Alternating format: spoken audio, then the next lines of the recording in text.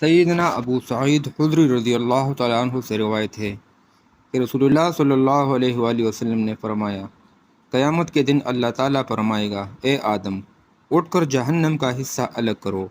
وہ کہیں گے، اے میرے رب، میں حاضر ہوں، ہر بلائی تیرے ہاتھ میں ہے، جہنم کا حصہ کتنا ہے؟ اللہ تعالیٰ فرمائے گا، ہر 1000 میں 999۔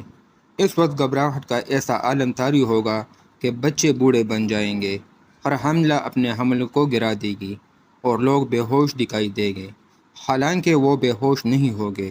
در حقیقت اللہ تعالیٰ کا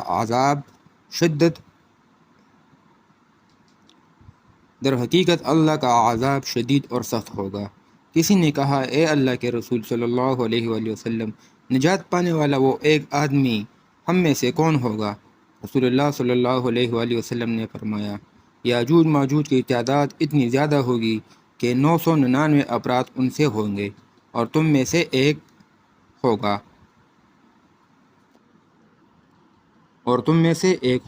یہ سن کر صحابہ کرام رضی اللہ تعالیٰ عنہ نے اللہ اکبر کہا۔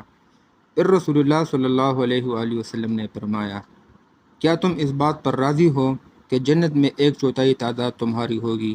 اللہ کی قسم مجھے امید ہے کہ جنت میں 1/4 تعداد تمہاری ہوگی۔